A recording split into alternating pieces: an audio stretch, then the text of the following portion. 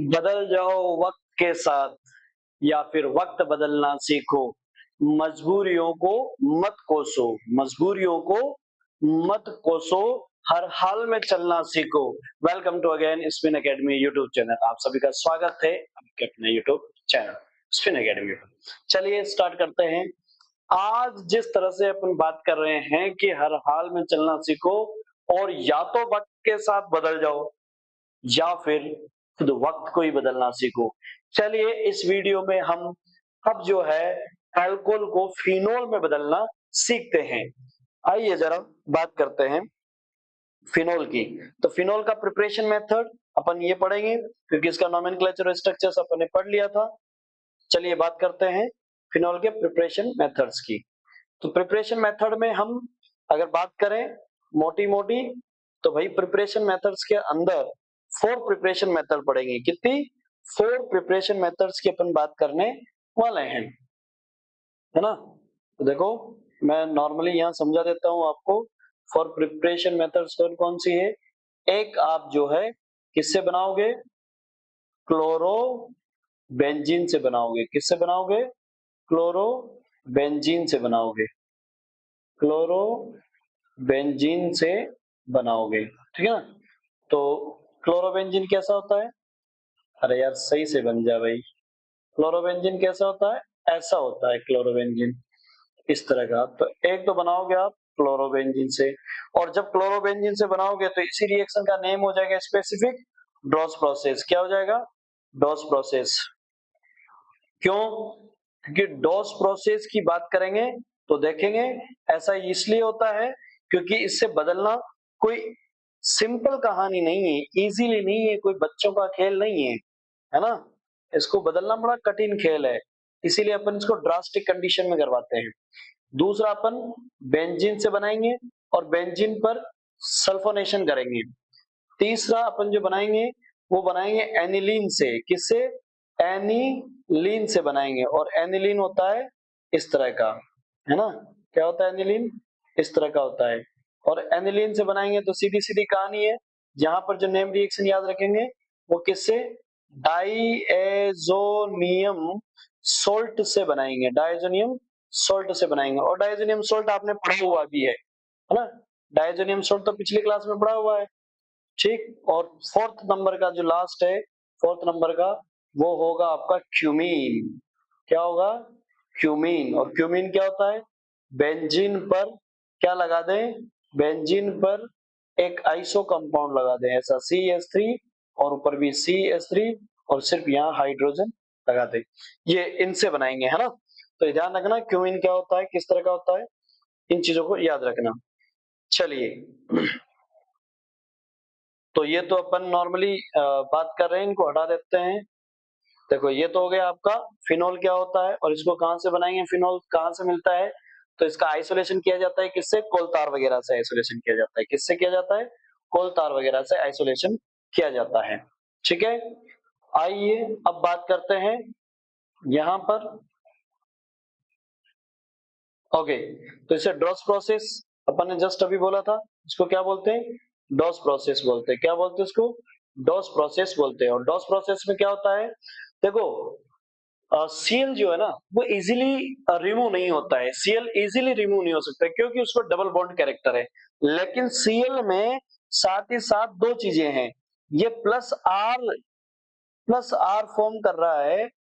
देखो जरा, अगर ये सीएल जो है, सीएल क्या कर रहा है, इतना लोन पेयर इसमें दे रहा है तो ये प्लस आर कैरेक्टर भी शो कर रहा है, और माइनस आई इलेक्ट्रोनेगेटिविटी की वजह से माइनस आई भी शो करता है।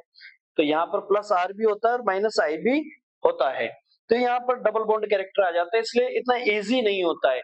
और इजी नहीं होता है तो यहाँ ड्रास्टिक कंडीशन लगाई जाती है, और इस ड्रास्टिक कंडीशन को ही अपन ड्रॉस प्रोसेस कहते हैं। यहाँ पर जो ड्रास्टिक कंडीशन लगाई जाती है उसे क्या बोलते हैं? डॉस प्रोसेस कहते हैं। क्या बोलते हैं? डॉस प्रोसेस बोलते हैं, ध्यान रखना। ड्रास्टिक से डॉस, ड्रास्टिक से डॉस। ड्रास्टिक किसमें लगाई जाती है? क्लोरोबेंजीन में। ड्रास्टिक किसमें लगाई जाती है? क्लोरोबेंजीन में। नाम क्या है? Dow's process. क्या है?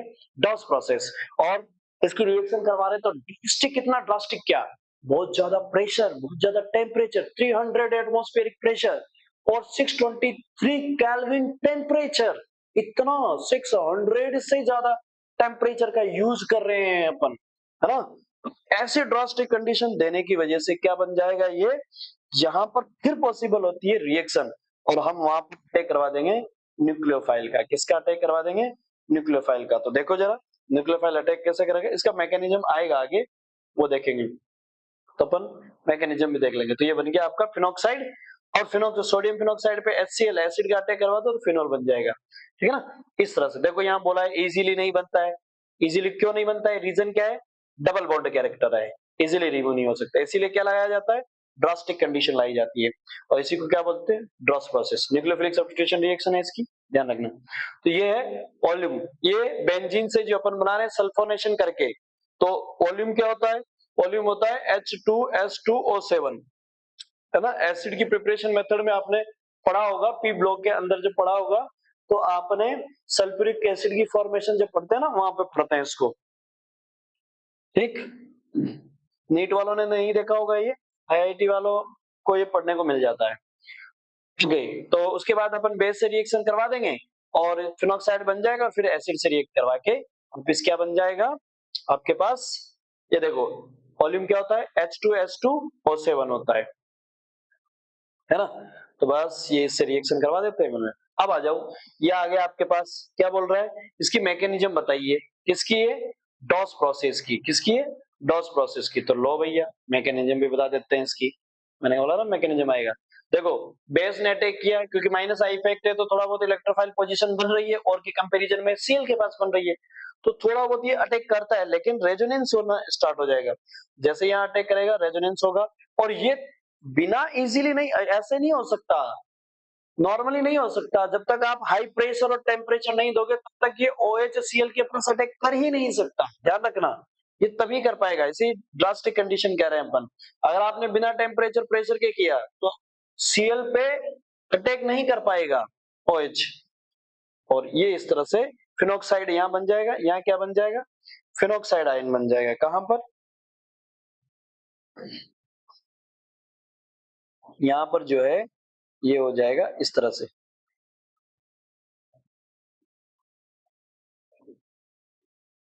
ONA ये बनेगा।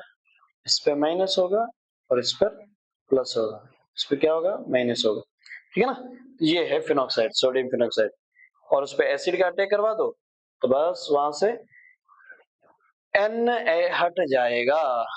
आ जाइए सेकंड डाइजोनियम सोल्ट, ये तो आपने पढ़ी हुई है डाइजोनियम सोल्ट, तो एल्कोहल में ही पढ़ी थी अपन, है ना।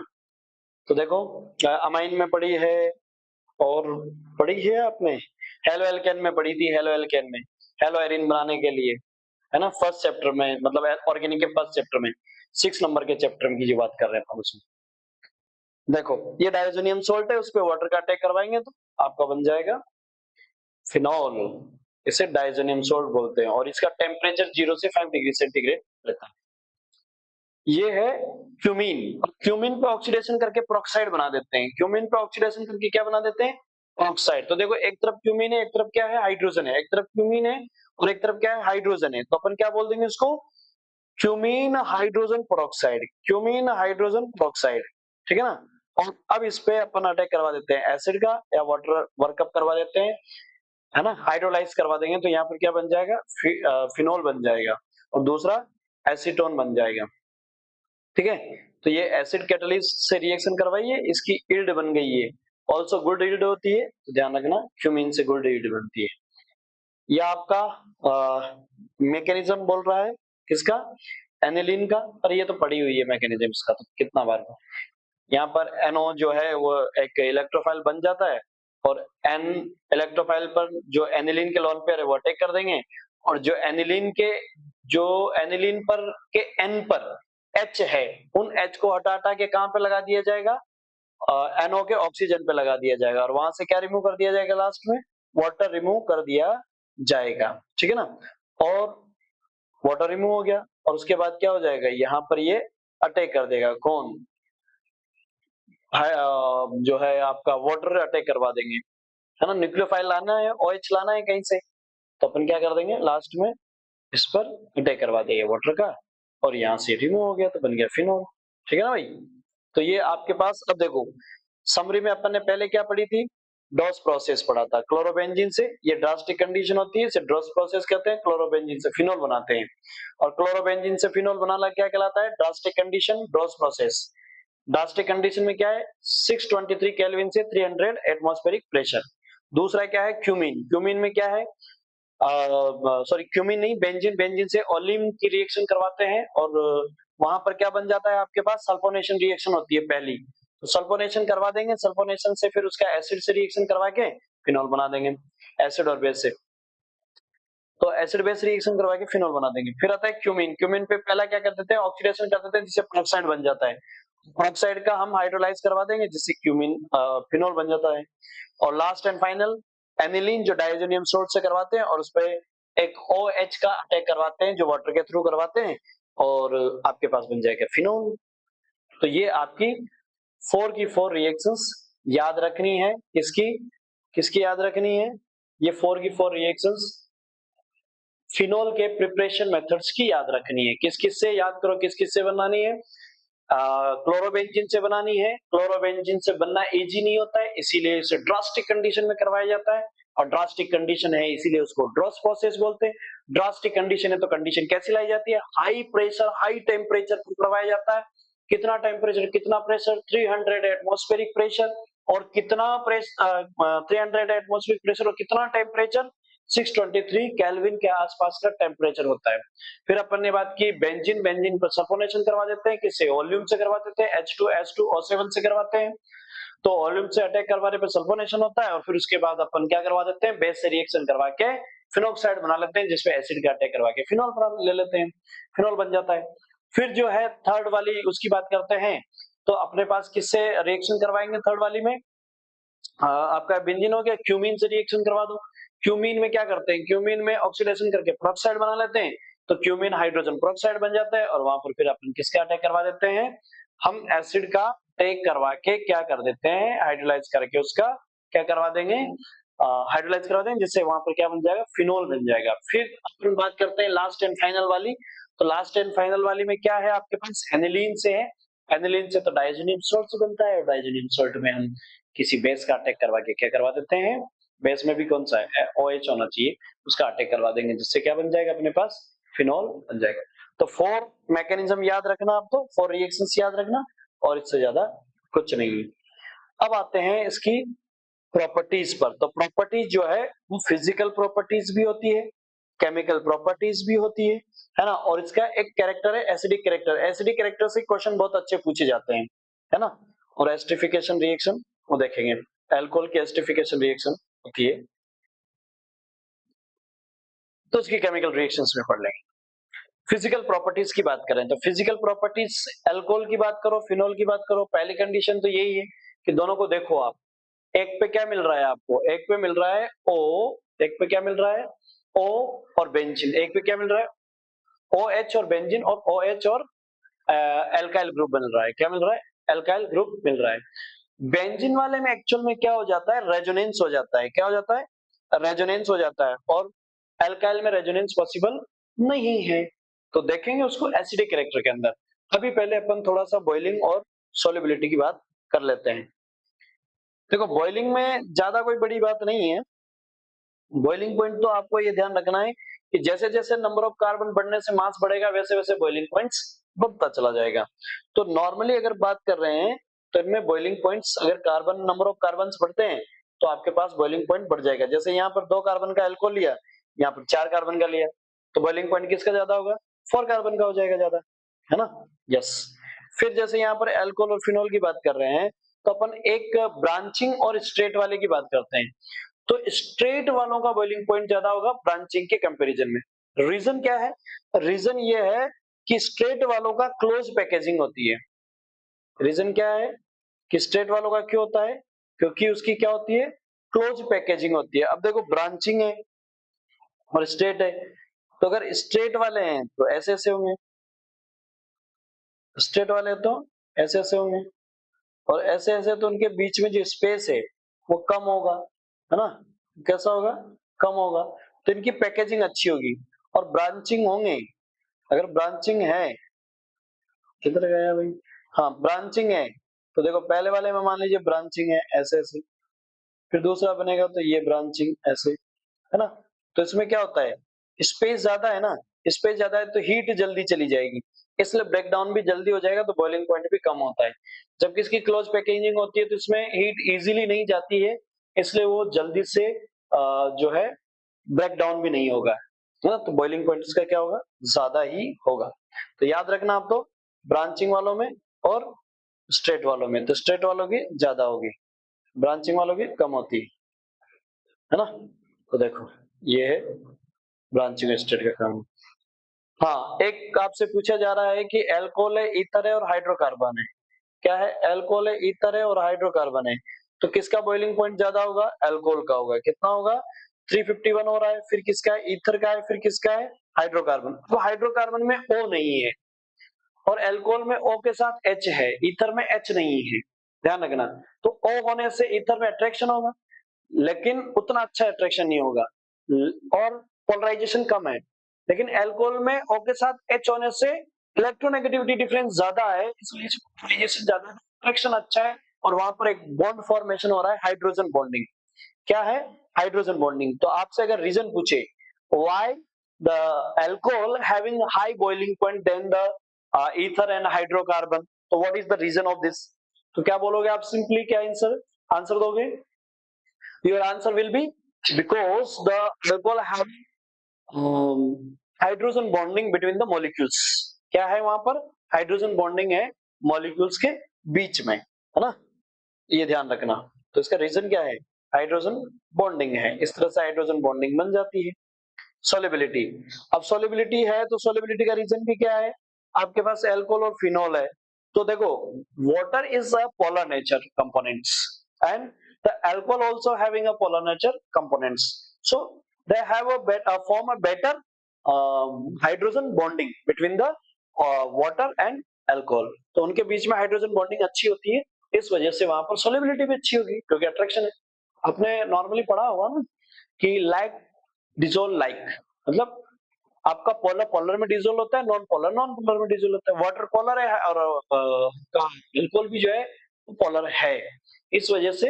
हाँ, ये मत बोलना कि बहुत अच्छा पोलर है, हाँ पर पोलर है तो सॉल्युबिलिटी तो होगी। मैं किसी अच्छे पोलर के कंपैरिजन में नहीं कर रहा हूँ, ध्यान रखना, बट पोलर है तो सॉल्युबिलिटी होगी, ठीक है ना। हाइड्रोकार्बन के कंपैरिजन में चल रहे हैं अपन, या हेलो एल्केन के कंपैरिजन में चल रहे हैं, तो उनके कंपैरिजन में अल्कोहल की सोलिबिलिटी ज्यादा होगी, ध्यान रखना, ठीक। तो यहाँ पर रीजन क्या है, हाइड्रोजन बॉन्डिंग ही रीजन है। क्या है, हाइड्रोजन बॉन्डिंग।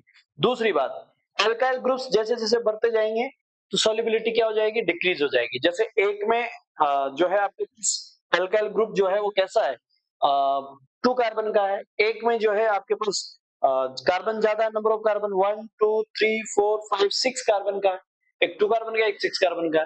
तो एल्काइल ग्रुप 6 वाला ज्यादा है ना, ज्यादा एल्काइल ग्रुप की सोलिबिलिटी डिक्रीज हो जाएगी। क्यों, क्योंकि नंबर ऑफ कार्बन यानी एल्काइल ग्रुप जैसे जैसे बढ़ेगा तो सोलिबिलिटी डिक्रीज होगी, क्योंकि वो हाइड्रोफोबिक होता है, पानी से दूर भगता है। तो हाइड्रोफोबिक होता है तो क्या हो जाएगा, वहां पर पानी से दूर भगेगा तो सोलिबिलिटी डिक्रीज कर देगा, है ना। तो एल्काइल ग्रुप बढ़ेगा तो आप क्या याद रखनी, सोलिबिलिटी डिक्रीज हो जाएगी, बस ये ध्यान रखना है। यस, आइए अब है arrange the following compound in the order of their increasing boiling point, pentane 1 all, butane 1 all, butane 2 all, ethanol, propane 1 all और मेथेनॉल। अब आपको ये बताना है, आपके पास है 1 मिनट, थोड़ा आंसर दीजिए।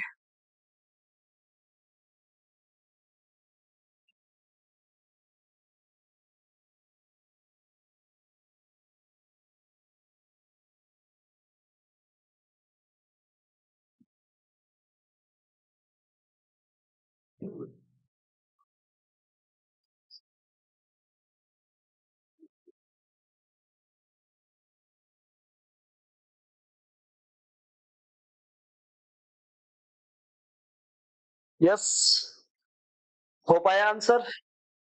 चलिए आंसर सोल्व करते हैं, कैसे होगा आंसर। देखो सबसे पहले आपको है ना स्ट्रक्चर्स बनानी है इनकी, तभी आंसर दे पाओगे। हाँ, बॉइलिंग पॉइंट देना है, बॉइलिंग पॉइंट्स ऑफ एल्कोहल बताना है आपको।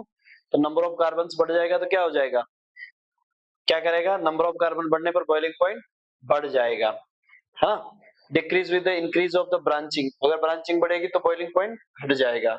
देखो पहला था मेथेनॉल, फिर उसके बाद है एथेनॉल, फिर उसके बाद है आपका प्रोपेन वनॉल, फिर उसके बाद है ब्यूटेन टू ऑल। अब ब्यूटेन टू ऑल है, उसको देखो ब्यूटेन टू ऑल को, उसमें क्या है, ब्रांचिंग है, ठीक है ना।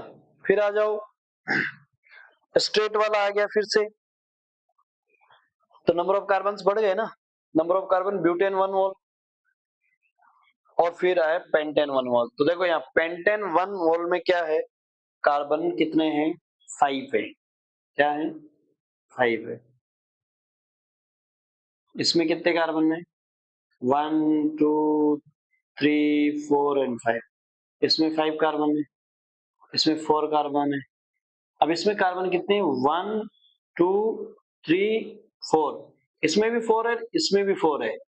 तो बताओ ये ब्रांचिंग है और ये स्ट्रेट है, तो स्ट्रेट वाले की ज्यादा और ब्रांचिंग वाले की कम। इस पे कितने कार्बन है, 3 कार्बन है, इस पे कितने, 2 है, इस पे कितने हैं, 2 कार्बन, सॉरी 2 कार्बन है, इस पे कितने, 1 कार्बन है। तो बस नंबर ऑफ कार्बन बढ़ता गया, तो उसके आंसर। अब आपको समझ में आ गया, कार्बन 2 है, दोनों में इक्वल है, तो किसकी ज्यादा होगी, तो ब्रांचिंग देख लो, फिर उससे पता लग जाएगा, है ना। तो इस तरह से आपका आंसर हो जाएगा। ये क्वेश्चंस पूछे जाते हैं इस तरह से। यस, हाँ, वर्सेटाइल्स कंपाउंड्स है ये, देखो देखो देखो, वर्सेटाइल्स का क्या मतलब होता है, जिसके काम दो दो हो, जिसके काम दो दो हो, किसके, alcohol. Alcohol act as the क्या कर रहा है, न्यूक्लियोफाइल भी काम कर रहा है और एक्ट एज द इलेक्ट्रोफाइल भी काम कर रहा है। जब आपका इसका ये वाला बॉन्ड तोड़ दो तो फिर इस पे CH3O माइनस हो जाएगा, तो ये न्यूक्लियोफाइल की तरह काम करेगा।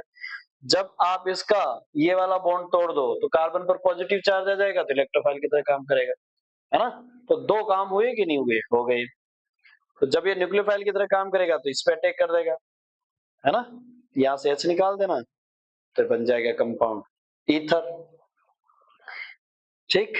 जब इलेक्ट्रोफाइल की तरह काम करवा रहे हो उसको, तो कैसे करेगा, देखो जरा, इलेक्ट्रोफाइल की तरह कैसे काम करेगा। अब ये H है, इस पे एसिड का अटैक करो, देखो देखो दोनों में क्या फर्क है, ध्यान से सुनो। अगर आपको इससे किसका अटैक करवाना है, इस पे, अगर आपको इस पे अटैक, इसको बनाना है न्यूक्लियोफाइल, मैं फिर से बता देता हूं, यहाँ पे देखो, किधर गया, हाँ,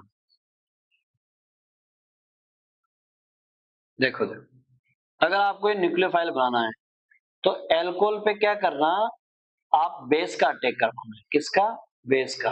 तो बेस क्या करेगा, एल्कोहल का H छीन लेगा और RO माइनस बना देगा, और H2 क्या बना देगा, H2O, और इस पे बन जाएगा Na। तो ये हो गया एल्कोक्साइड, है ना, ये क्या हो जाएगा, एल्कोक्साइड।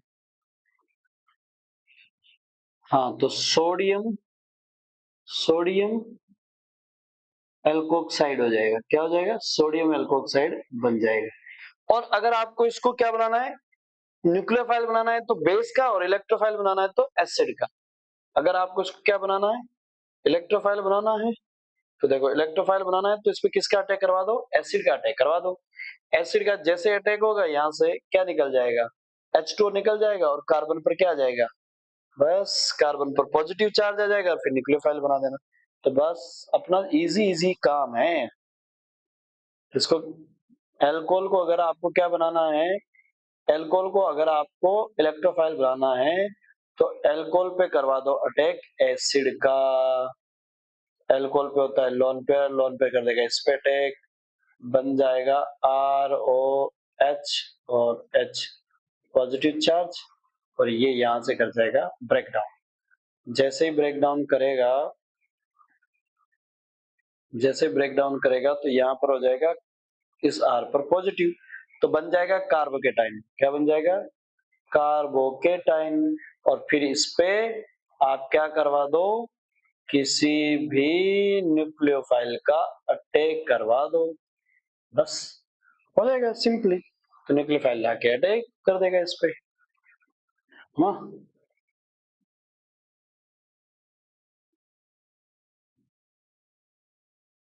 चलिए आगे की बात कर लेते हैं। देखो जरा, ओके, ये है आपका OH बॉन्ड की अगर ब्रेक डाउन करवाओगे तो इससे कौन सा कैरेक्टर शो करने लगेगा? एसिडिक कैरेक्टर शो करने लगेगा। तभी तो मैंने बेस से रिएक्शन करवाई है। मुझे ये बात पता थी, तभी तो मैंने किससे रिएक्शन करवाई थी? बेस से। अगर आप उसके सामने बेस लेके जाओगे तो भैया वो किसका काम कर देगा? वो एसिड का बिहेव करेगा। अगर उसके सामने बढ़िया वाला एसिड लेके गए तो बेस का काम कर देगा। दोनों ही काम कर जाता है ना? तो देखो, एसिड में अगर आपको ये एसिडिक बिहेव करवाना है इसका, तो बस आप मेटल से रिएक्ट करवाओ। याद करो, 10th क्लास में पढ़ी हुई रिएक्शन है, acid with metal.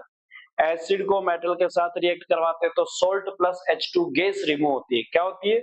Salt plus H2 gas remove होती है। तो देख लो यहाँ पर भी वही 10th वाली क्लास की रिएक्शन ही है। क्या कर गया ये? सोल्ट कौन सा? सोडियम एल्कोक्साइड सोल्ट, और H2 गैस यहाँ से निकल गई है ना? निकली कि नहीं निकली? निकल गई। तो बस सीधी सीधी कहानी है कि मतलब एल्कोहल ने किसका बिहेव किया? एसिड का बिहेव किया। किसका किया? एसिड का बिहेव किया। तो बस एल्यूमिनियम मेटल से करवा दो, एल्यूमिनियम मेटल से H2 गैस, तो एल्यूमिनियम टर्सरी ब्यूटॉक्साइड बन जाएगा। Tertiary butoxide. Acidic behave of alcohol act as the Bronsted acid. ये कौन सा एसिड है? ब्रॉन्स्टेंट एसिड है। क्यों? ये क्या दे देगा? H प्लस दे देगा। क्या दे देगा? H प्लस दे देगा। इसीलिए इसको क्या बोलते हैं? ब्रॉन्स्टेंट एसिड बोलते हैं। तो बताओ, इसके पास बेस लेके आए तो इसने H प्लस दे दिया। H प्लस दे दिया तो आपके पास क्या हो गया? RO minus.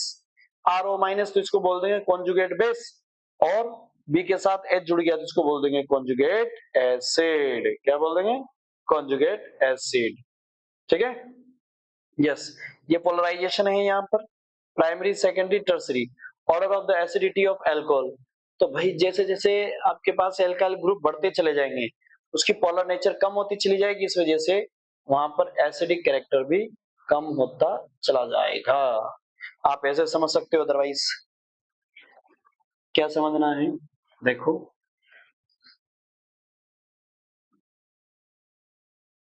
इधर देखो, ये H है। H की इलेक्ट्रोनेगेटिविटी बहुत कम होती है, और ये ऑक्सीजन है और इसकी इलेक्ट्रोनेगेटिविटी बहुत ज्यादा होती है। तो इस बॉन्ड के इलेक्ट्रॉन्स को क्या करेगा? अपनी ओर खींचेगा कि नहीं खींचेगा? खींचेगा। खींचेगा, इस वजह से इस पे क्या आएगा? यहाँ डेल्टा माइनस आएगा। क्या आएगा? डेल्टा माइनस आएगा। और यहाँ पर क्या आएगा? प्लस आएगा। यहाँ पर क्या आएगा? प्लस आएगा। ये उल्टा लिखा हुआ है ना, प्लस आएगा। अब ये बताओ कि जैसे जैसे इस पे ग्रुप जुड़ते जाएंगे, अब एक एल्काइल ग्रुप है तो एल्काइल ग्रुप का बिहेव कौन सा होता है? प्लस आई का। और प्लस आई क्या करता है? इलेक्ट्रॉन डेंसिटी इधर प्रोवाइड करवाता है। तो नेगेटिव पे और इलेक्ट्रॉन डेंसिटी आना अनस्टेबिलिटी है। तो ये तो है प्राइमरी, लेकिन आपने उठा के मान लीजिए ऑक्सीजन पे H है और यहाँ लगा दिया ये कार्बन, इस पे लगा दिया CH3, और इस पे एक और लगा दिया CH3। तो यहाँ से एल्काइल ग्रुप कितने हो गए? ये एक प्लस ये रहा, एक प्लस ये रहा, तो दो प्लस, इसकी तो इलेक्ट्रोनेगेटिविटी यानी एसिडिटी कम हो गई ना। यहाँ पर तो माइनस आई इफेक्ट। फिर ये H से क्यों लेगा? जब इलेक्ट्रॉन डेंसिटी इधर से आ रही है तो फिर इधर H से कम लेगा।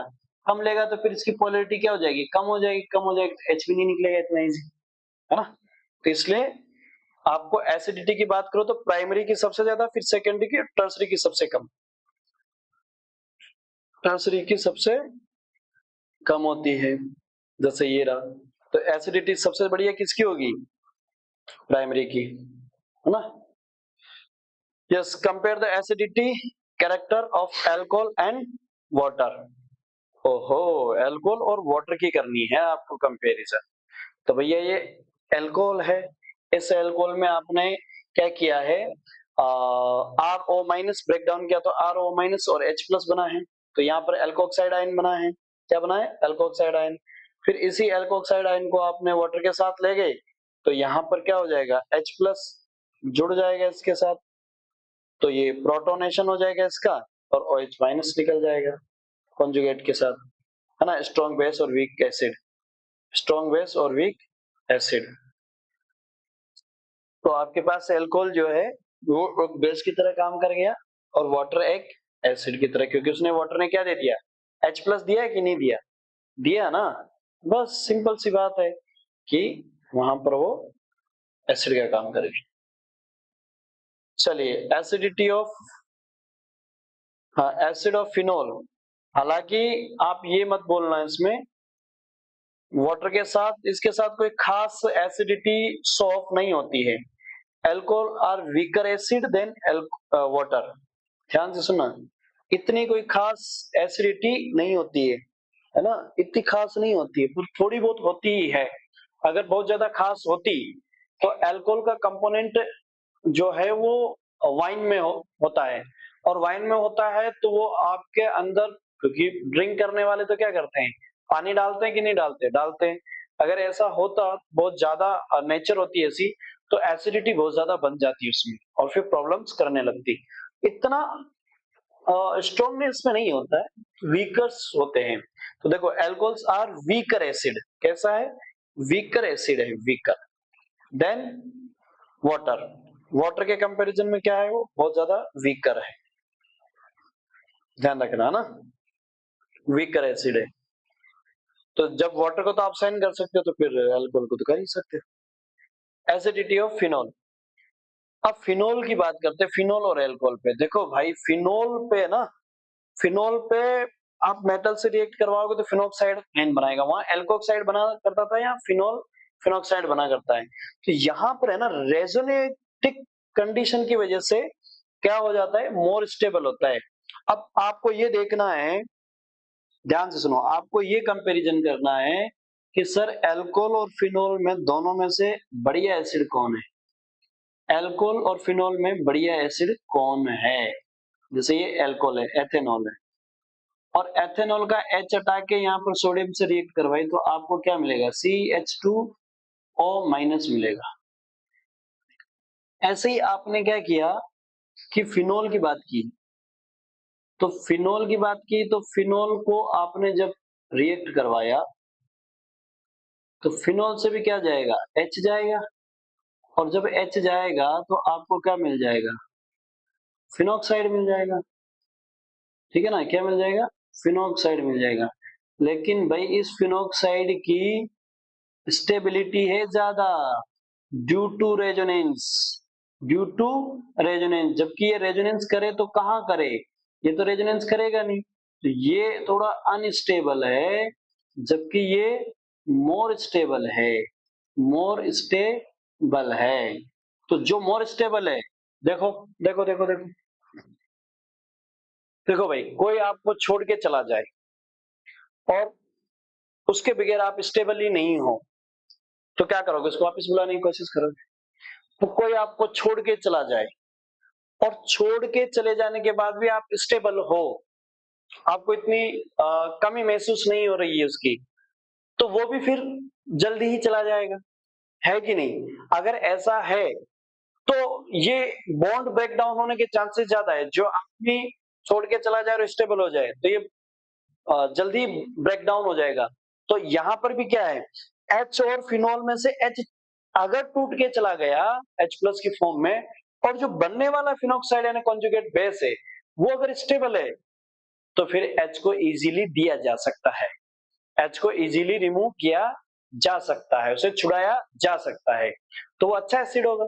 लेकिन एल्कोक्साइड में OH का जो बेस है, कॉन्जुगेट बेस एल्कोक्साइड, वो स्टेबल नहीं है, स्टेबल नहीं है तो वो इतना इजीली H को छोड़ेगा भी नहीं, है ना।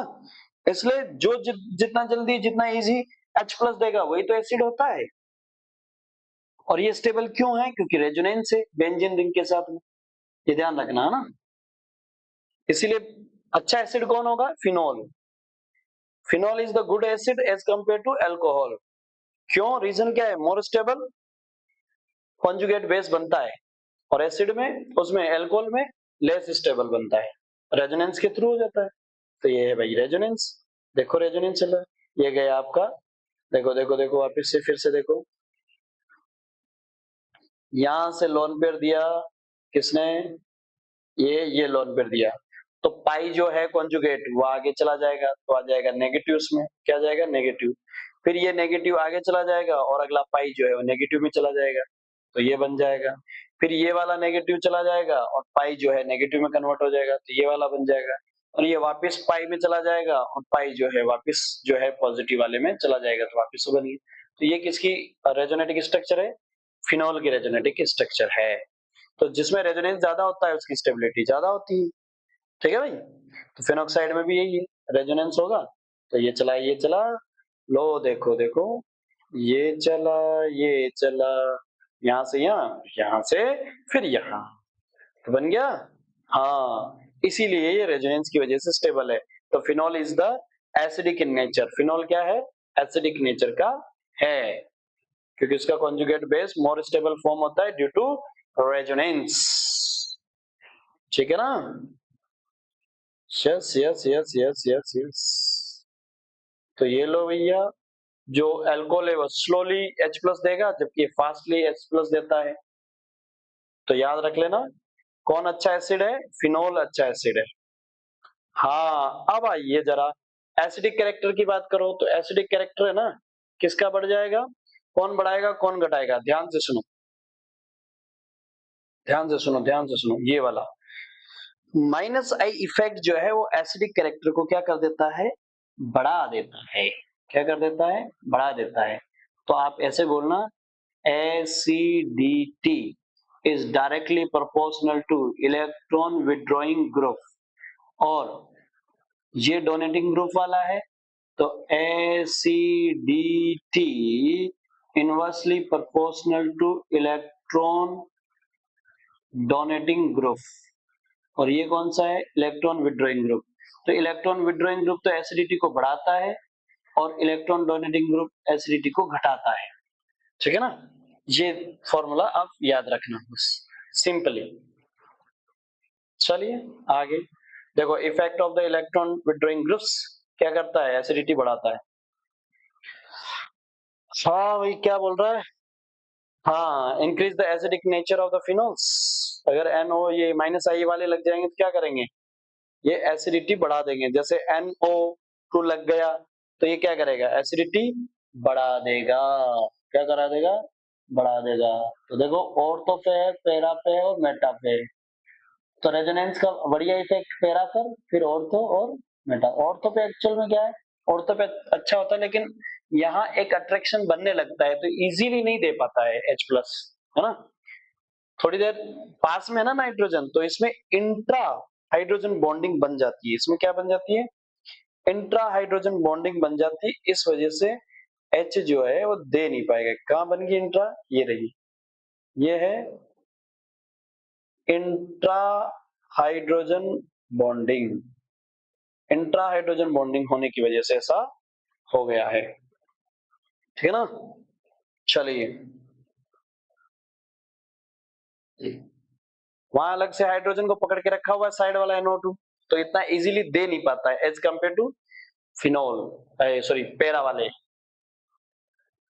चलिए, अब ये डोनेटिंग ग्रुप्स वाले आ गए, तो डोनेटिंग ग्रुप वाले क्या होंगे, डोनेटिंग ग्रुप वाले जो है वो क्या करेंगे, एसिडिटी को घटाएंगे। तो देखो पेरा पर लग गया फिर ऑर्थो पे लग गया, तो ऑर्थो के पास जो लगा है ना उसकी क्या है, एसिडिटी सबसे कम बता रहा है ना, लेकिन यहाँ पर क्या होगा, ऑर्थो इफेक्ट लगेगा, इसलिए पेरा वाले की कहानी में थोड़ा सा बढ़ेगा। तो देखो ये आपके पास है, यहाँ ऑर्थो इफेक्ट का नेचर देखेंगे अपन किस तरह से टिल्ट हो जाता है, जैसे जैसे बल्किस्ट ग्रुप लगता है वैसे वैसे। तो देखो मेटा पे तो क्योंकि है तो इसका भी क्या प्लस आई इफेक्ट है, देखो है तो इसका भी प्लस आई इफेक्ट, इसका भी प्लस आई इफेक्ट, और इसका भी क्या है, प्लस आई इफेक्ट है। बट आपको पता है ना, जब फिनोल का O रेजोनेंस करता है तो रेजोनेंस स्टार्ट कहां से होगा, यहीं से तो होगा, यहाँ से। जब ये यहाँ से जाएगा तो यहाँ पर जो पाई होगा वो यहाँ आ जाएगा, तो एक नेगेटिव यहाँ आएगा, फिर ये यहाँ जाएगा तो अगला नेगेटिव कहाँ जाएगा, यहाँ जाएगा, फिर ये यहाँ जाएगा, अगला नेगेटिव कहाँ जाएगा, यहाँ जाएगा। अब आप देखो इलेक्ट्रॉन डेंसिटी बड़ी कहाँ है, ऑर्थो और पैरा पे बड़ी है, और प्लस आई जहां इलेक्ट्रॉन डेंसिटी बड़ी है वहां पर प्लस आई अगर लगे हुए हैं तो उसकी एसिडिटी और कम हो जाती है, लेकिन ये तो मेटा पे लगा है तो इन सबके कंपैरिजन में मेटा की होगी। और अगर फिनोल नॉर्मली बोलो तो फिनोल की और ज्यादा हो जाएगी एसिडिटी। तो आपको यहाँ फिनोल पे अगर कंपेयर किया होता तो मेटा से ज्यादा एसिडिटी फिनोल की होती, फिनोल से कम की मेटा की है, और मेटा के बाद फिर पैरा और ऑर्थो की है। ठीक है, compare the acidity nature of the following compounds. लो ये फॉलोइंग कंपाउंड से मेटा नाइट्रो है ना, meta cresol, orthonitrophenol, paranitrophenol, orthonitrophenol, metacresol, orthocresol, metanitrophenol, phenol और पैराक्रिसोल।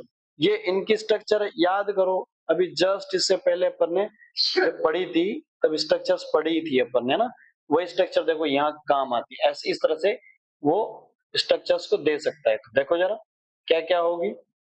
तो आपको माइनस आई वाले और प्लस आई वाले दिख गए, माइनस आई प्लस आई दिखना चाहिए। तो पहले तो माइनस आई प्लस आई को देखो आप, तो देखो हाँ आपके पास क्या क्या है, पहला वाला नाइट्रो, नाइट्रो माइनस आई का है, फिर फिनोल, ओके, फिर क्रिसोल में क्या था, CH3 वाला था, तो CH3 है तो वो सबसे लास्ट में आ जाएगा, वो सबसे लास्ट में आ जाएगा। अब नाइट्रो नाइट्रो वाले में कौन कौन है, पैरा और ऑर्थो, इसमें पैरा पहले आएगा ऑर्थो बाद में आएगा, फिर मेटा आएगा, फिर फिनोल आएगा, फिर आपका क्रिसोल होगा, तो क्रिसोल में मेटा क्रिसोल, फिर पैरा क्रिसोल, फिर ऑर्थो क्रिसोल, है ना, इस तरह से हो जाएंगे। ठीक है, तो ये आपके आ गए सारे के सारे, दिख गए ऑर्डर, ये ऑर्डर है। ठीक है भाई, आप वैसे भी ऐसे भी पहचान सकते हो ना आराम से अपने क्वेश्चन के अंदर, कैसे कि जैसे आपने कहा पहले तो मोटा मोटा तरीके से पहचान लो। देखो क्या सर, यहाँ नाइट्रो है, ओके, और यहाँ पे भी नाइट्रो है, ओके, और यहाँ पे भी नाइट्रो है, ओके, तो ये तीनों ही एक तरफ हो जाएंगे। इन तीनों की आपस में कंपेयर बाद में कर लेंगे, लेकिन इन तीनों की तो बाकियों से ज्यादा ही होगी। फिर फिनोल आ गया आपका, और क्रिसोल में क्या होता है, क्रिसोल में होता है आपका, इस पर क्या हो जाएगा, क्रिसोल में क्या हो जाएगा, इस पे हो जाएगा आपका यहाँ पर ओ, और इधर जो है CH3 लग जाएगा, तो CH3 का प्लस चार्ज होता है, CH3 का क्या होता है, प्लस चार्ज होता है ना। तो ये कहानी है, इसलिए अब बात कर लेते हैं, फटाफट से खत्म करते हैं कहानी को। देखो जरा,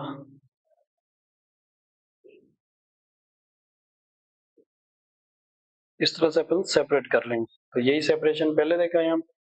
देखो पहले पहले क्या हुआ, पहले जो है आपका नाइट्रो वाला अलग हो गया, फिर फिनोल, फिर क्रिसोल वाला। अब नाइट्रो वाला तीनों आ गए, फिर फिनोल आ गया, फिर फिनोल के बाद जो है क्रिसोल आ गए, तो क्रिसोल पे कौन कौन सा आ जाएगा, Meta cresol, para cresol, ortho cresol. ठीक, ये स्ट्रक्चर एस्ट्रिफिकेशन। आइए एस्टिफिकेशन की बात करते हैं फटाफट से। तो आपका एस्टिफिकेशन क्या होगा, ये एस्टिफिकेशन है जिसमें आपने एसिडिक एसिड से रिएक्शन करवाते हो अल्कोहल की, एथेनॉल की, और एसिड की प्रेजेंस में सल्फ्यूरिक एसिड की प्रेजेंस में रिएक्ट करवाते हो और हीट कर देते हैं जिससे एस्टर बनता है, और यहाँ पे फ्रूटी स्मेल आती है। क्या आती है, फ्रूटी स्मेल आती है, ध्यान रखना क्या आ जाएगी, फ्रूटी स्मेल। और ये फ्रूटी स्मेल ही क्या बताती है, एस्टर का फॉर्मेशन बताती है।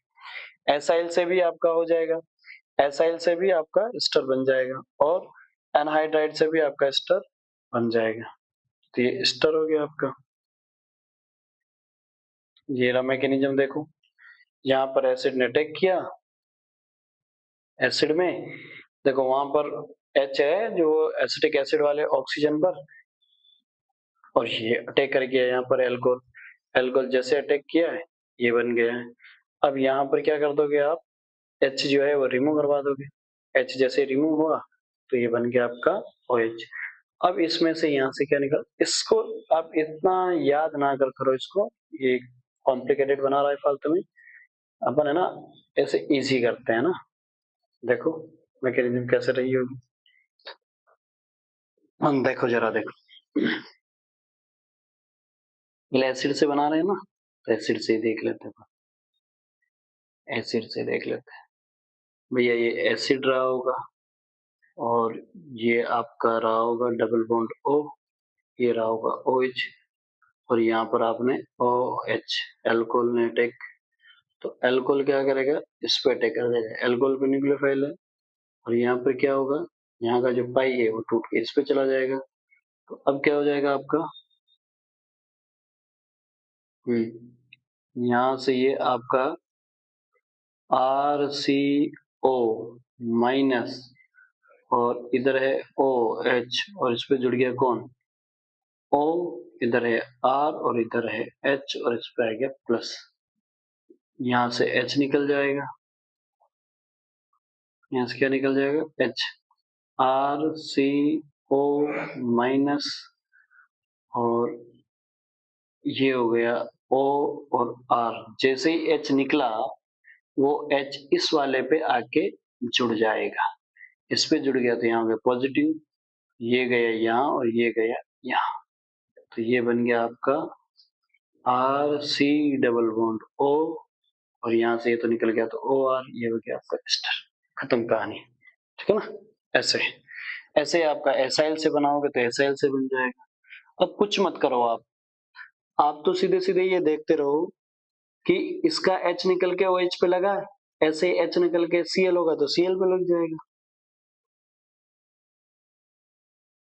इधर है, अच्छा इधर है, देखो देखो देखो देखो, ये पहली पहली रिएक्शन हो गई एसिड के साथ। दूसरी रिएक्शन देखो, दूसरी रिएक्शन है RC डबल बॉन्ड OCl, इसका एल्कोहल के साथ रिएक्शन करवाओ। इसने अटैक किया यहाँ, ये गया यहाँ, ये हो गया आपका RCO माइनस, है ना, और ये एसिड में ही हो रही होती है एसिडिफिकेशन, है ना, ये एसिड में ही हो रही है। देखो ये आ गया आपका Cl, यहाँ हो गया O, ये हो गया R, ये हो गया H, इस पे आ गया पॉजिटिव चार्ज। जैसे ये यहाँ से निकला तो इस पे क्या हो जाएगा, RCO माइनस, इधर हो गया OR, और यहाँ है Cl, ये गया यहाँ, और H जो है इसके पास में लोन पेयर है, इसके पास आ जाएगा, ये यहाँ से निकल जाएगा, तुम्हारा बन जाएगा RC डबल बॉन्ड OR स्टर। क्या बन गया, स्टर। इससे भी स्टर बन गया। अब फिर अपन चाहेंगे तो एनहाइड्राइड से भी स्टर ऐसे ही बना देंगे, जहां से Cl निकला वहां OC डबल बॉन्ड CH3 को रिमूव कर देना, बस ये आपका हो जाएगा। इसकी मैकेनिज्म तो हटाओ, ये मैकेनिज्म नहीं करनी है ना, ये कोई मैकेनिज्म नहीं पढ़नी है, जो मैंने लिखवाई है वही कर लेना।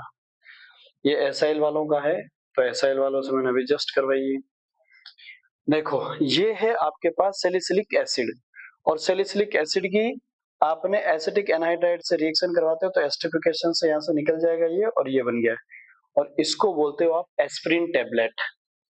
तो याद रखना थोड़ा सा इस एस्प्रिन टेबलेट का क्या है, सैलिसिलिक एसिड में ये तो एसिडिक ग्रुप है, ये तो एसिडिक ग्रुप है, और ये OH ग्रुप है, तो OH जो है ये इस एनहाइड्राइड पे अटैक कर देता है ना, और ये यहाँ पर एनहाइड्राइड यानी स्टर यहाँ बन गया, और इसको बोलते हैं एस्प्रिन। क्या बोलते हैं, एस्प्रिन। तो औरतों पे एस्प्रिन है और उधर एसिडिक एसिड है, उधर क्या है, एसिडिक एसिड है, तो इसे एस्प्रिन बोल देते हैं। ठीक है भाई।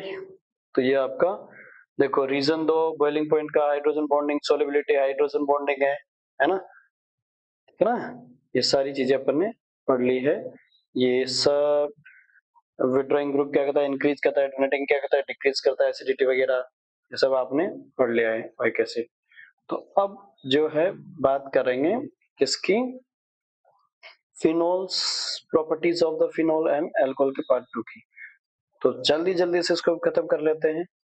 ये पहले क्या आ गई है आपकी रिएक्शन विद द HX यानी HCl से और PCl3 के साथ रिएक्शन देखेंगे, HX और PCl3 के साथ रिएक्शन देखेंगे। तो देखो जरा,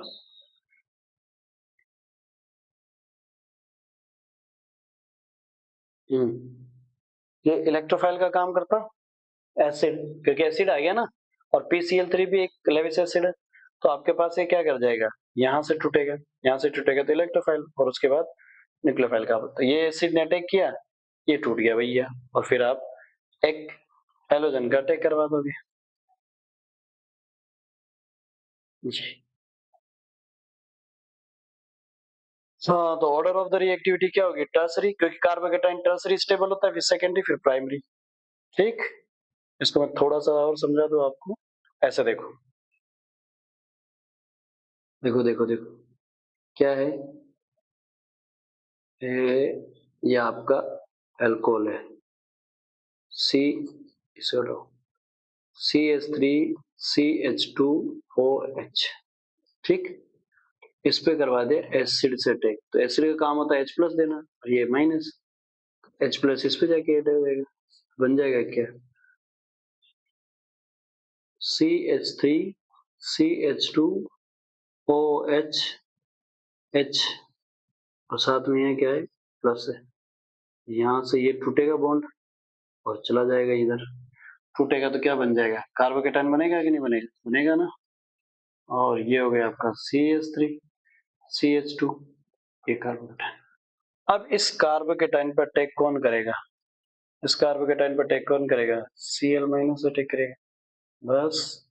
और ये हेलो एल्केन में भी पड़ी हुई थी आपने, है ना, एल्कोहल पे HCl ZnCl2 की प्रेजेंस में हेलो एल्केन बनाना, याद करो, ग्रॉस प्रोसेस के नाम से बोला करते थे, लुकास रिएजेंट की प्रेजेंस में, क्या कहती है, लुकास रिएजेंट, ZnCl2 की प्रेजेंस से करवा देते हैं लुकास रिएजेंट। तो हेलो एल्केन से रिएक्शन की हुई है आपने ऑलरेडी, है ना, फर्स्ट चैप्टर में पढ़ा हुआ है, मतलब 6 चैप्टर में पढ़ा हुआ है, ऑर्गेनिक का फर्स्ट और इसका 6, तो ये होगी आपकी रिएक्शन।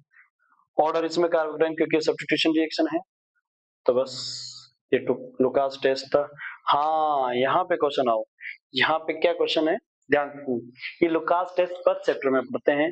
तो भाई अगर प्राइमरी की रिएक्शन करवाते हैं लुकास से, तो वो क्या करता है, नो टर्बिटी, है ना, क्या कहता है, नो टर्बिटी ऑन हीटिंग, हीटिंग पे कोई टर्बिटी नहीं आती है। फिर आ गया आपका टर्सरी, तो टर्सरी में क्या है, टर्बिटी आती है 5 मिनट बाद, और सॉरी सेकेंडरी में, प्राइमरी में क्या है, कोई टर्बिटी नहीं आती है हीटिंग पर, लेकिन सेकेंडरी में क्या है, टर्बिटी आती है, कब, आफ्टर 5 मिनट्स। और टर्सरी में क्या होता है, इमीडिएटली टर्बिटी आ जाती है, इमीडिएटली क्या आ जाती है, टर्बिटी आ जाती है। तो ये प्राइमरी, सेकेंडरी और टर्सरी, तो उसमें सेकेंडरी टर्सरी को जो है डिस्टिंग्विश करने का टेस्ट है, आप कह सकते हो लुकास टेस्ट क्या है, प्राइमरी, सेकेंडरी और टर्सरी अल्कोहल को डिस्टिंग्विश करने का टेस्ट है ना, ये ध्यान रखना, तो इमीडिएटली जो है टर्बिटी बन जाएगी। चले आगे, क्वेश्चन पूछा हुआ है टर्बिटी वाला,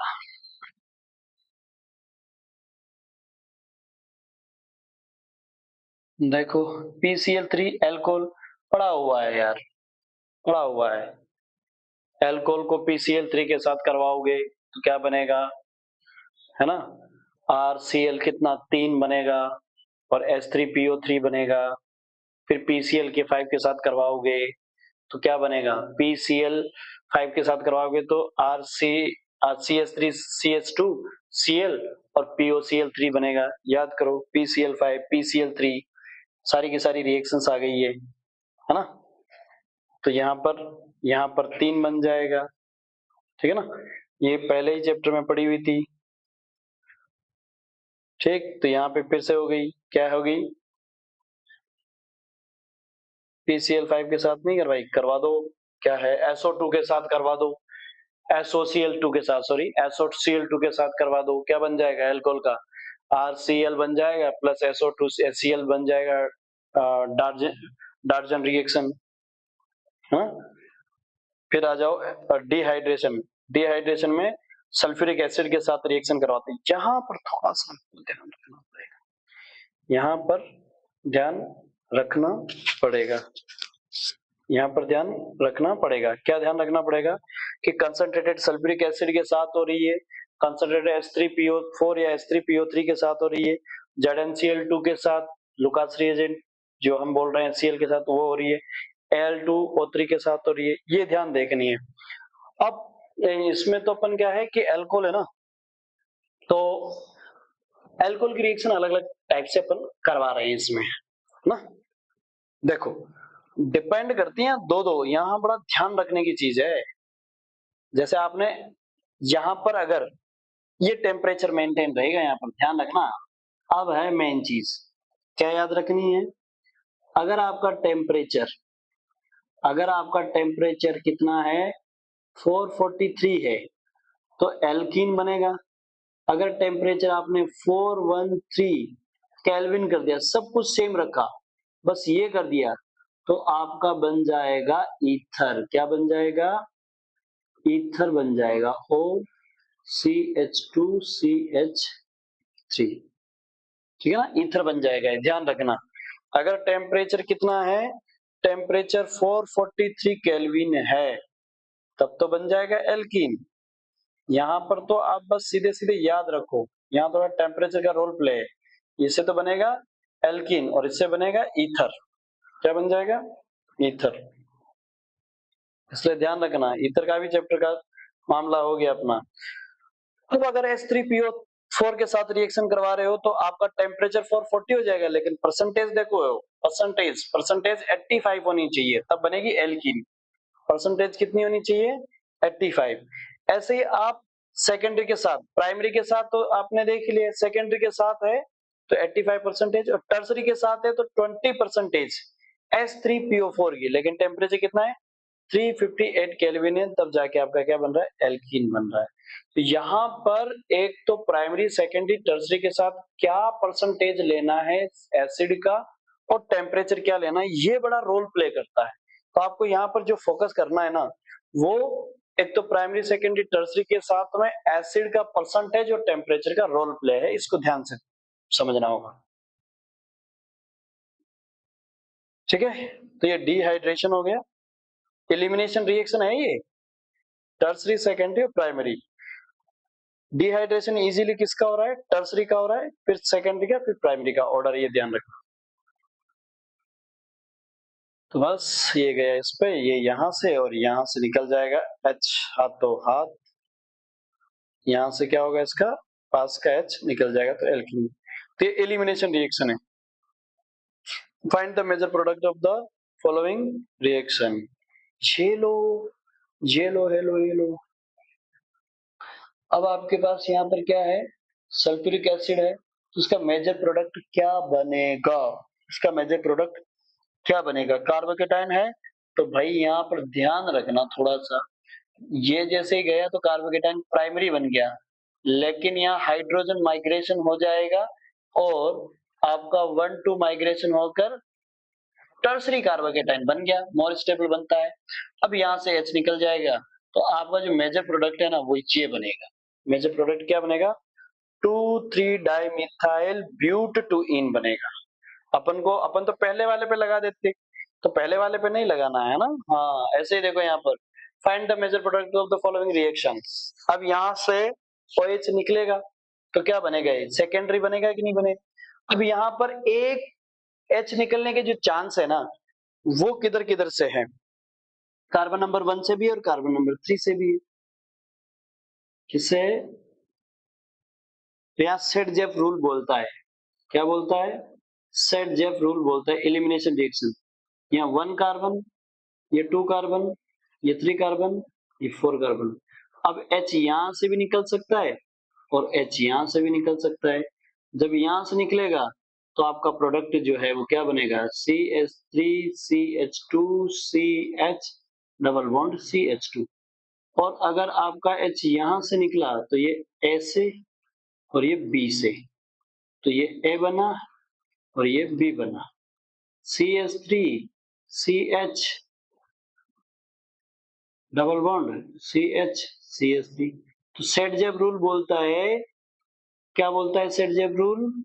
Which alkene majorly formed? These alkenes having more substituted alkene. This is the form majorly. तो यहाँ पर देखो, इस एल्कीन पर दो दो एल्काइल ग्रुप है, एक इधर एक इधर, लेकिन इस एल्कीन को देखो, इस एल्कीन पर सिर्फ ये एक अकेला एल्काइल ग्रुप है, तो मेजर कौन सी बनेगी? मेजर बनेगी ये, है ना? देखो आंसर देखो,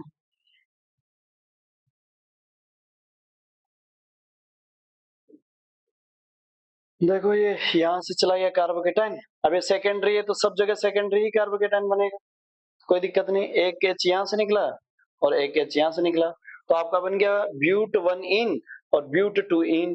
तो मेजरली कौन बनेगा? ब्यूट 2 इन बनेगा। कौन बनेगा? ब्यूट 2 इन बनेगा। ये किसके अकॉर्डिंग है? सेट-जेब रूल के अकॉर्डिंग। क्या बोलता है? More substituted alkene will be major form. तो बस predict the major product of the acid catalyst and dehydration of 1 methyl cyclohexanol। Predict करना है major product of the acid catalyst, dehydration of किसका? 1 methyl cyclohexanol.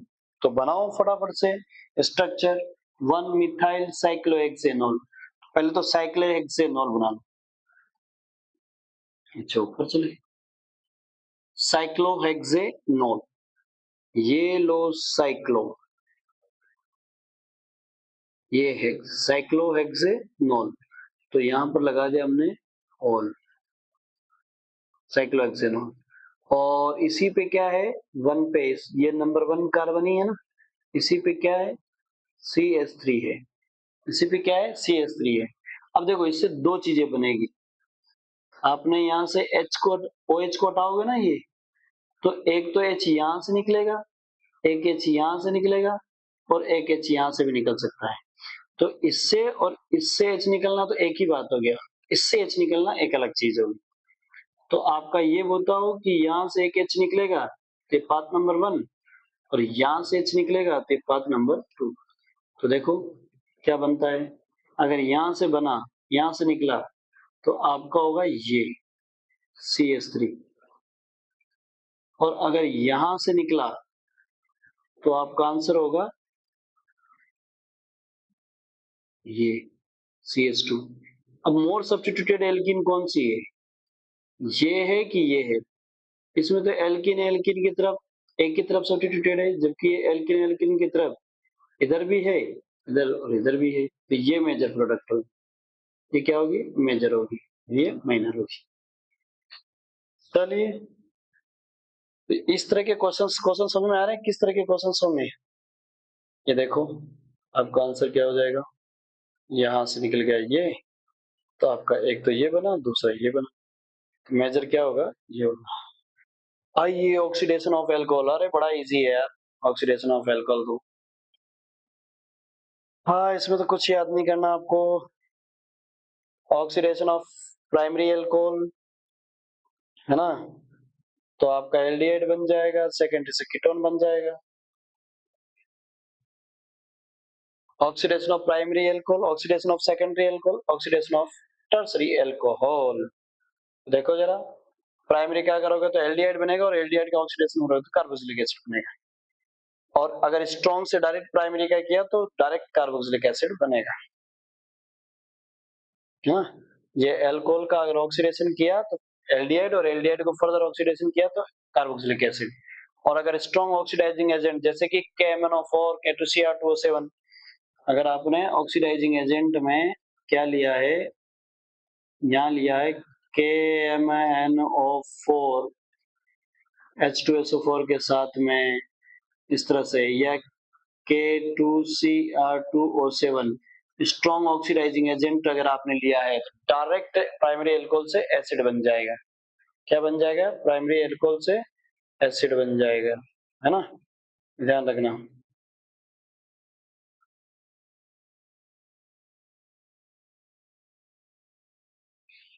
Yes yes yes yes yes, और ये mild oxidising agent NaCrO PCC ये लोगे तो अब देखो प्राइमरी एल्कोहल से आपने कॉपर के साथ लिया तो आपका एल्डिहाइड बन गया है। तो आप थोड़ा सा ध्यान रखना कि आपको जैसे यहाँ लिखा हुआ है तो PCC ये माइल्ड ऑक्सीडाइजिंग एजेंट है और इससे क्वेश्चन पूछे हुए हैं बहुत। किससे?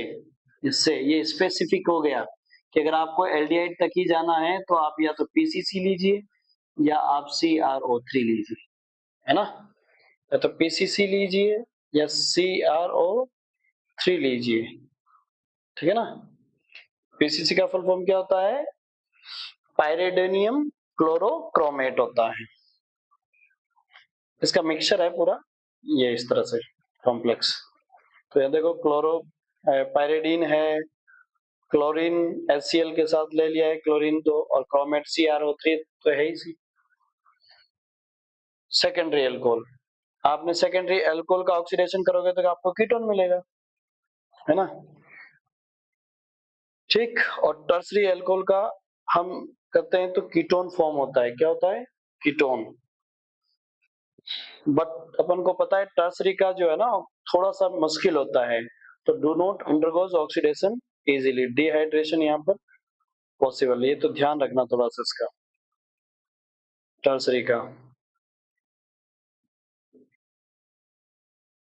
है ना। देखो एसिडिफाइड KMnO4 से करवा दिया अगर आपने तो फिर आपका CC बॉन्ड ही क्लीवेज हो जाएगा ना, और Cu से करवाया तो डिहाइड्रेशन होगा।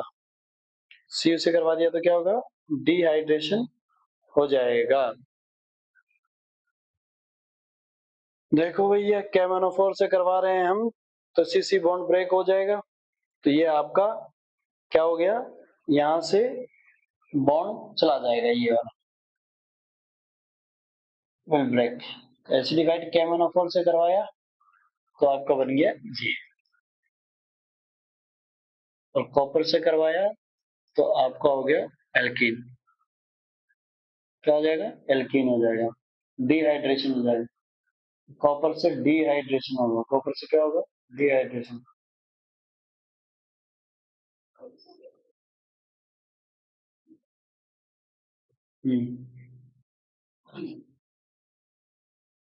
यहाँ पर कॉपर को हटा लेना, टर्सरी है ना, ये कौन सा है? सेकेंडरी एल्कोहल है, इसमें तो रहने दो, सेकेंडरी एल्कोहल में तो हो जाएगा, सेकेंडरी एल्कोहल में इश्यूज नहीं है।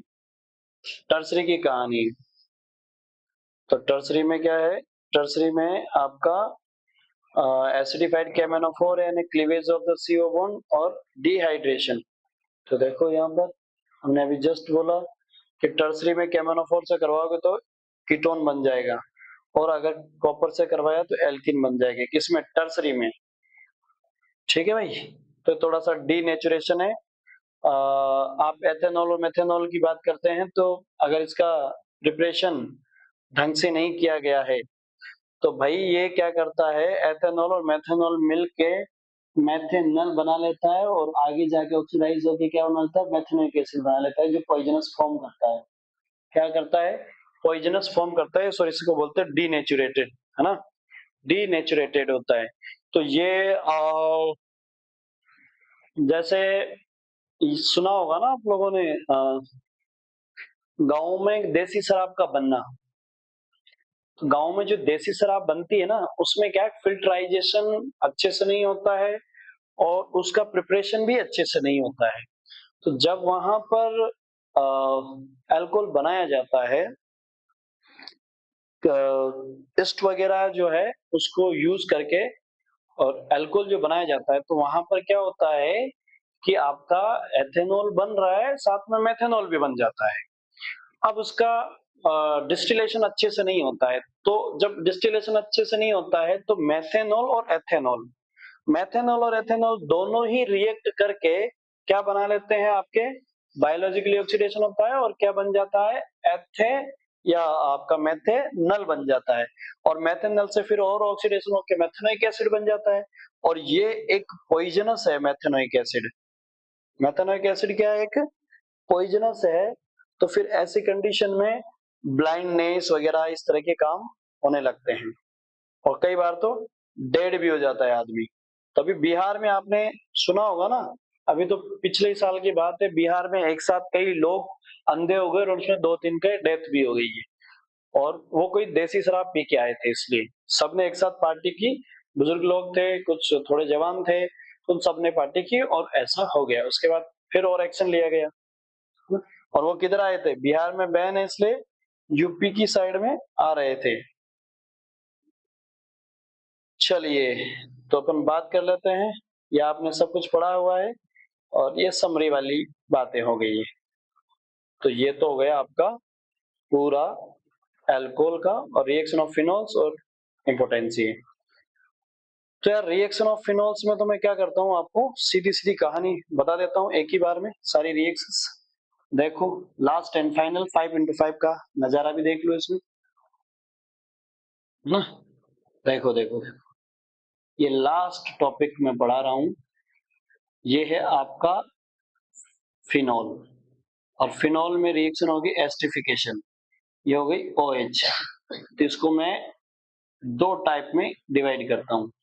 एक टाइप में आपने ली कंसंट्रेटेड H2SO4, और इसके अंदर में फिर दो रिएक्शन, नंबर वन है यस, यहां पर है सल्फोनेशन।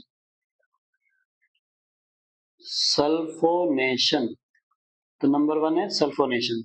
सल्फोनेशन में या तो आप कंसंट्रेटेड H2SO4 ही रखो, या फिर आप चाहो तो SO3 भी रख सकते हो।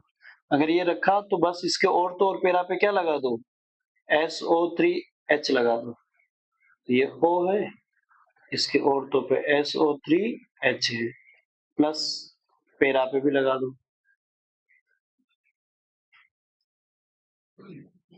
SO3H, ये हो गया।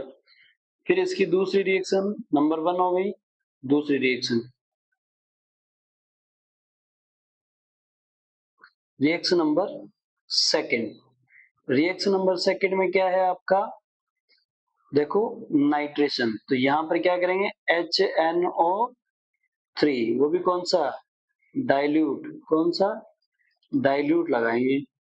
और आप जब यहाँ पर ये बना रहे हो तो आपका नाइट्रेशन हो जाएगा, इसको क्या बोल देंगे, रिएक्शन का नेम क्या है, नाइट्रेशन रिएक्शन, नाइट्रेशन रिएक्शन। तो बस इसके और तो और पैरा पे क्या जोड़ दो, और तो और पैरा पे क्या जोड़ दो, NO2 जोड़ दो, NO2 जोड़ दो, बस OH और NO2 जोड़ दो। फिर आ जाओ इस पे, यहाँ पे जो रिएजेंट में यूज करता हूँ AlCl3। याद करो स्टार्टिंग में जो रिएक्शन थी आई थी एक, वो यही थी, है ना, Fe डार्क वगैरह ये सब बताया था मैंने वहां पर। तो अब यहाँ पर आप हेलोजिनेशन, तीसरे नंबर की रिएक्शन कौन है, हेलोजिनेशन। हेलोजिनेशन में क्या है, X2 से रिएक्शन करवा दो तो आपका फिनॉल पे क्या हो जाएगा, जुड़ जाएगा। फिनॉल पे क्या हो जाएगा, जुड़ जाएगा, एक यहाँ और दूसरा यहाँ, और तो और पैरा पर। फिर सुनो तीसरे नंबर की एल्काइलेशन, तीसरे क्या 4 नंबर होगी ना, तो हो गया एल्काइलेशन। अब एल्काइलेशन है तो यहाँ पर अपन अटैक करवाएंगे CH3Cl, क्योंकि एल्काइल ग्रुप चाहिए अपन को। तो ये आपका अटैक कर जाएगा किस पे, और तो और पैरा पर। ये हो गया OH, यहाँ पे हो गया CH3, और यहाँ पे भी हो गया, क्रिसोल वाला कहानी बन गया भैया, CH3। और तो पैरा क्रिस्टल वाली कहानी बन गई, है ना।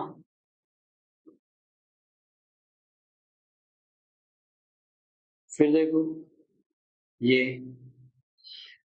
अब इसको बोलते हैं एसाइलेशन। एसाइलेशन, तो एसाइलेशन के लिए CH3 C double bond O Cl। अब एसाइलेशन में दो होती है, तो यहां से ये तो निकल जाएगा और ये वाला पूरा पार्ट जो है ऐड हो जाएगा। तो ये हो गया आपका इस पे, ये OH, ये हो गया C double bond O CH3, और प्लस में पैरा पे भी लग जाएगा। ये हो गया आपका OH, और यहाँ पर C double bond O CH3, ये बन जाएगा।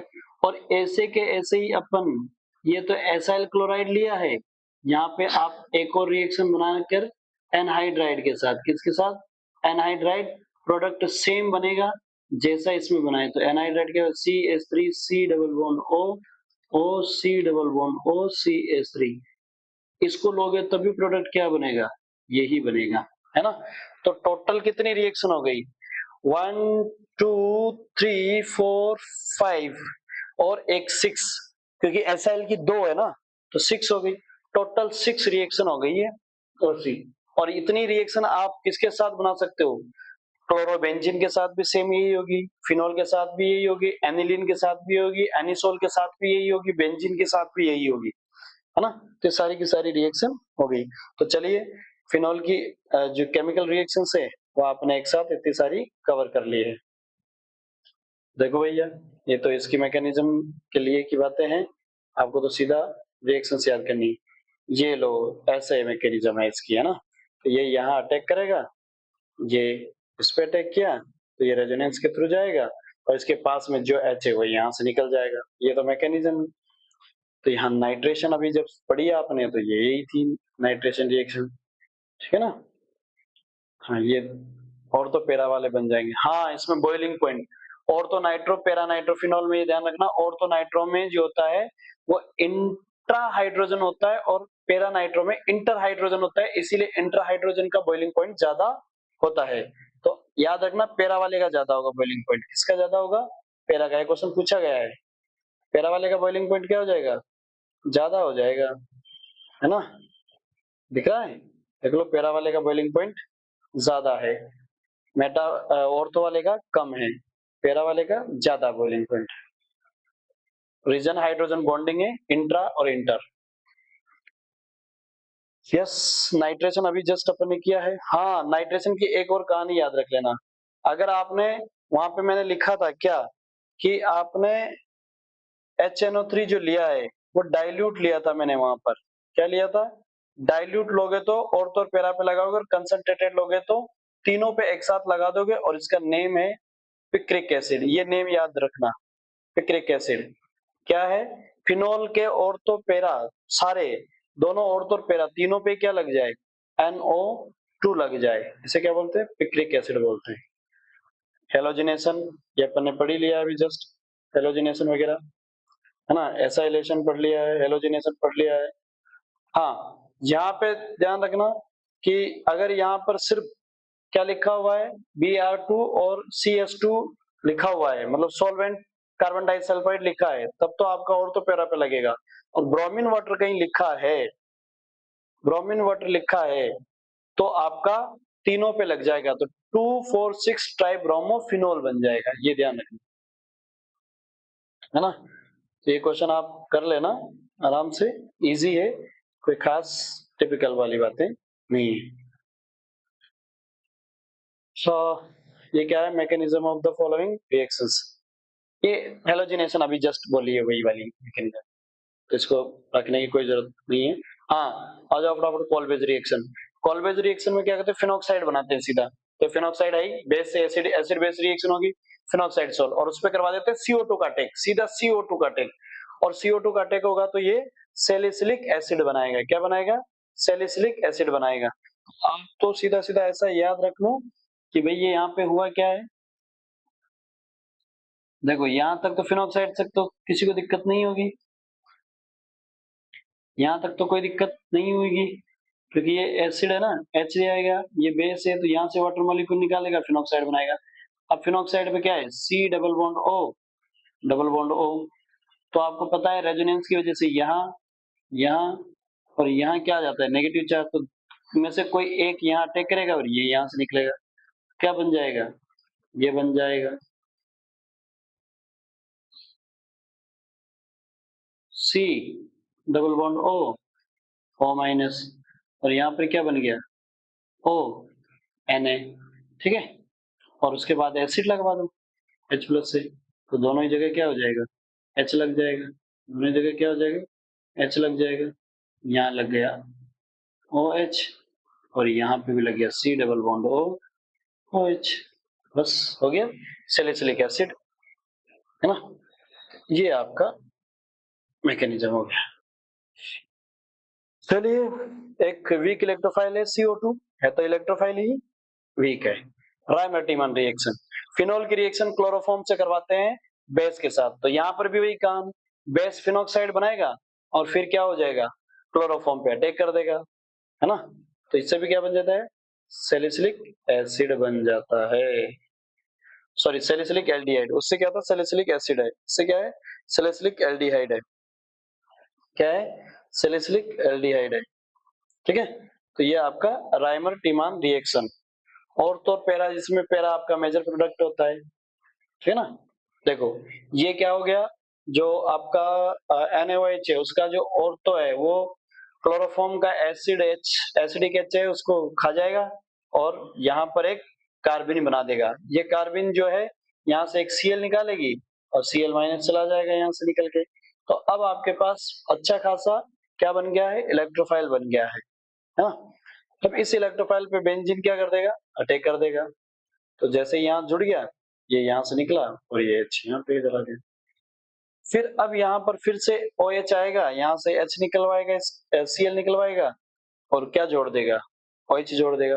फिर दूसरा आएगा, दूसरा Cl निकलेगा, OH, बस।